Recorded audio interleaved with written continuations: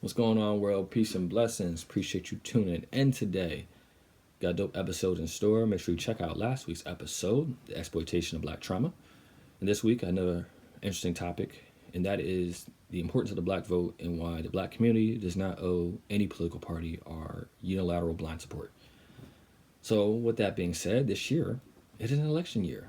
As we all know, this fall, we will all be given the responsibility of going out to the polls and casting our vote for president, right? Making our voice heard. And it seems every year the black community, more than others, gets the big obligation of going out and having our voice heard and basically saving the Democratic Party.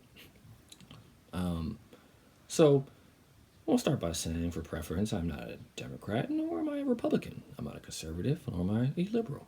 I'm an independent moderate. I just kind of see things from a more balanced perspective sometimes. So again, this is my unbiased opinion about this. So with the Democratic Party, right, for myself growing up, I always thought that, black people vote Democrat and mostly racist white people vote Republican in some aspect, right? It was like Democratic Party was for the culture and Republican Party was against the culture, right? And again, I was just kind of thought that because I didn't know any black Republicans or anything like that, and that was just kind of perception again. That was always kind of talking me through the media, news, and stuff and all that. So as I got older and started learning more about politics, and especially getting a degree in political science in undergrad, and then for myself also learn more about black history and black culture, and start seeing how politics and black history and the overlapping aspect to it, especially learn about racism and institutionalized white supremacy and all that, right? It came to realization that was kind of shocking. That was, wow, for starters, racism has no political party. And I started saying, oh, wow, there are also many policies and legislation and stuff like that that have been passed by Democrats that have been just as detrimental as anything Republicans have done. So again, for me, this whole perception that there was a difference between the Democrats and Republicans or conservative and liberal, that went out the window. Okay. So then I started seeing more of wow, if you ask a Democrat or ask someone that's liberal or anything like that, what has the Democratic Party done to help the black community? They'll immediately probably name you everything Republican Party's done wrong. Or Republicans have done this, conservatives this, the GOP this, right? Or vice versa, ask someone who's Republican or conservative, what has the Republican Party done to help black people? They'll tell you all the things about the Democrat Party. Oh, the Democrats have done that, the Dem plantation, the libs this, and this, that, and third, right? And, it gets in all this rhetoric that neither party can tell you objectively what they've done to help, but they often can tell you what each party's done negatively. And that's something that stood out to me as well. And so for myself, for black people who have this kind of unilateral loyalty, I see that we kind of get exploited and stuff for our vote. Like, for example, every year when it's election cycle, right, these white politicians and stuff like that show up in the black community, they make a once in a lifetime visit here. They try to go to the barber shop, so they go to the nail salon or a soul food spot, or they go to the black church, make a photo op, and try to listen to the people, and then they get their vote, and then they dip off and disappear and never be seen again. And rinse and repeat happens every year because again we're just using us for our base, because again the black community is a large voting bloc of the Democratic Party. Can't be ignored, especially with black women as well, and black men. But black women have now been touted as the backbone of the Democratic Party, I guess. But I see it kind of being exploited because I don't see the Democratic Party being reciprocal in terms of giving back to the black woman. And especially you just saw this whole potential VP pick, how black women was like 400 black women signed off and pushing for Joe Biden to pick a black woman as a VP. As he said, he's going to pick a woman as a VP. And again, they're a big voting bloc. And, a lot of people thought Stacey Abrams would be, a qualified candidate. And it looked like they were going that way, the way the Democratic Party was kind of pushing her up there and stuff like that. And then just for Joe Biden to not pick her and not pick Kamala Harris and probably going to go with Amy Klobuchar. So, again, it just kind of shows you. Also, for a black woman to be the backbone of the Democratic Party sure gets silent and hasn't spoke on, they didn't speak on the death of Sandra Bland or the murder of Auntie Jefferson, or now recently with Breonna Taylor. They're quiet on this. Again, why aren't you speaking to issues that are impacting these black women? But you expect all our votes still, right? But again, the exploitation piece is there's a pandering as well, which I see. It's we're the only people in which they use athletes and celebrities and musicians and people like that to get our vote. We're the only actual community that happens. I think about a Malcolm X quote. these leaders that they call leaders. This included Lena Horne. This included Dick Gregory. And this included comedians, comics, trumpet players, baseball players. Show me in the white community where a comedian is a white leader. Show me in the white community where a singer is a white leader, or a dancer or a trumpet player is a white leader. These aren't leaders. These are puppets and clowns that have been set up over the white community and over the black community by the white community and have been made celebrities and usually say exactly what they know that the white man wants to hear. And like you got to see that, like Hillary Clinton had LeBron James going to campaign for her and stuff like that. You know what I mean? You have Cardi B sitting down with Bernie Sanders and stuff talking. I like Cardi, but why is she talking anything political discussion? Like this obvious pandering. It's almost disrespectful in my eyes.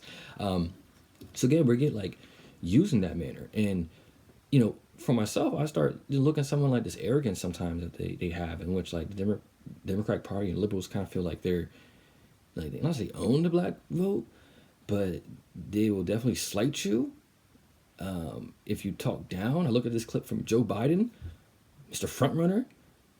You got more questions, but I tell you, if you have a problem figuring out whether you're for me or Trump, then you ain't black. It don't have nothing to do with Trump. It has to do. If you don't vote for me, you ain't black. Like what? Like who are you? And I think of a clip from Malcolm X that once said on this, on the liberal and Democrat. There are many whites who are trying to solve the problem, but you never see them going under the label of liberals. That white person that you see calling himself a liberal is the most dangerous thing in the entire Western Hemisphere. He's the most deceitful. He's like a fox, and a fox is always more dangerous in the forest than the wolf. You can see the wolf coming. You know what he's up to, but the fox will fool you. He comes at you with his mouth shaped in such a way that even though you see his teeth, you think he's smiling. You take him for a friend. So basically in that aspect, right, it's like, the fox is the liberal Democrat who seems to be in your face and smiling, seems to kind of be for the culture and here for you. And the wolf, in my aspect, my interpretation was like kind of like your conservative Republican, someone that you probably think is not going to lie. Like you already know they're not for you. Like they're straight in your face. Yeah, I don't like you. Like you know what I'm saying, for the most part. So like there's nothing to be there's no trickery there, right? And that's why the fox is more trickery, because they smile in your face but behind closed doors, like they're both in cahoots. And so that's why I see what happens. And I look at the 2016 election and 2020 election, like these candidates they put out have not been for the black community. I look at 2020 right now, like Joe Biden, the front runner.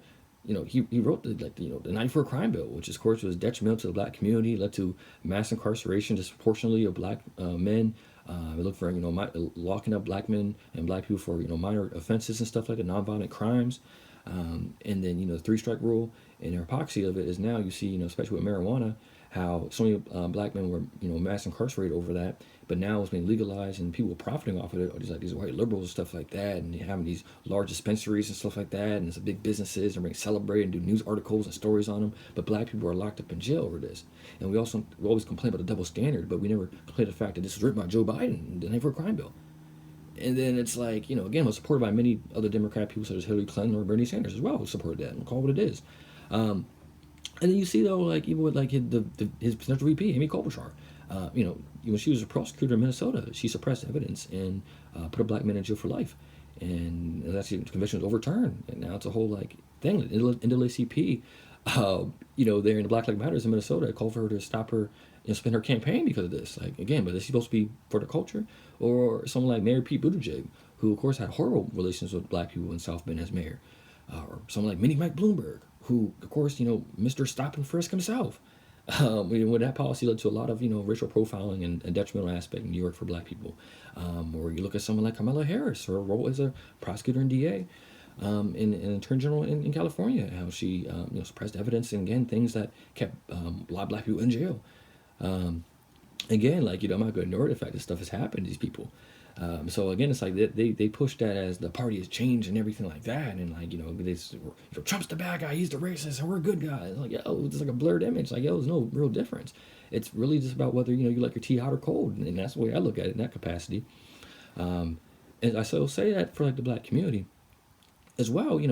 We got to be more apparent to this. Again, someone like Ed Buck, who's like a big Democratic donor. who also is kind of like a serial killer of black gay men. Like all these black gay men overdosed and died at his house. Like, okay, again, he's a Democrat. I look at this quote from this article from right before Obama got elected, and it was saying how from CBS. It's like how white supremacists see hope in Obama's victory. And I was interviewing this white supremacist leader. He was saying basically how he thinks if Obama, black man, gets elected president, that will bring together the like white supremacist community and stuff, right? And the person who interviewed was like white supremacist leader, like he was a registered Democrat. It was like, yeah, like he's a registered Democrat, like he wasn't some like conservative Republican. And so again, like, I look at people like even for like Hillary Clinton in 2016. My issues with her wasn't because she was a woman or anything, or because she was less qualified. I issue with her was her kind of racist, white supremacist history. I looked at the fact that again when she's running early on as her mentor, Robert Byrd was a former Grand Wizard of the KKK. Like in fact, he once started his own chapter of the KKK, and he's supposed to be reformed, but I guess. Or the fact that Bill Clinton was governor of Arkansas, Mr. First Black President. They had black prisoners work at the house, doing labor outside in the house and everything as well, living in the working fields and for free, 99 25 cents for free. Kind of call that like slavery. They had black slaves. Or in fact, of course, the infamous super predator quotes, which yes, in the 90s where there were some black men that were doing some crimes, yes, but to make the generalization that all black men are super predators is rhetoric that's been negative long term. And you see why the super predator stuff like the Central Park Five were looked at as super predators, or you looked at Trayvon Martin or Mike Brown or now Ahmaud Arbery, right? So again, it's rhetoric that has been negative amongst the black community. And of course, supported the 9/4 crime bill as well. And of course, also the Clinton Foundation as well, we want to get into it, has been also very racist. You look what happened in Haiti, where they stole their relief money over the earthquake from them. So again, these people and everything have this like negative racist history and supposed to be the good guys. Yes, look, I understand like Obama was president, President Obama for those 8 years. It carried the black vote because the Democratic Party didn't have to work on it all because they had a black candidate, black president. So, but now they're saying and they're scrambling and stuff like that for trying to put the right person in, and that they're struggling. So I think for the black community, more or less, like we don't owe any loyalty to the Democratic Party. I'll never call it Democrat plantation or anything like that because I think the Republican Party is just as much as plantation as well. But I think that we need to understand policy, tangibles, and legislation. And again, move as kind of free agents in terms of our vote. So again, like, if someone who's a Republican has some policies, legislation that align with our goals, then yeah, maybe we give that vote. Vice versa, someone's a Democrat that has policies, legislation, and stuff like that, the line we're trying to do, then you get that vote. But we have to hold that power. We got to be on the offense end. We've been on defense way too much. It's now it's time to get on offense and recognize that power and stuff and stop getting exploited. Stop doing the fear mongering and stuff like that. Revisionist history. It's like, look, Lyndon B. Johnson signed the law of Kennedy's Civil Rights Act, but Lyndon B. Johnson, the same person that said, when I walk down the halls of the Justice Department, I better see a nigger sitting in there. Yeah, like Democrat. Again, like we stop have to be, revised and thinking who the good guys, who the bad guys. There is no true allies. I think we can have situational coalition building, absolutely, but the thing just naively that this one party is for us. No, they exploit and use us, and we need to understand our power and take that back. So again, we should not just blindly vote for any specific party. Neither is better off for any of us unilaterally, and again, just be aware of that. So getting black people know our power and use it to our advantage. And so, with that being said, hope everyone appreciate today's talk. Make sure you tune in to next week's episode. Till then, stay tuned, stay hip, stay connected.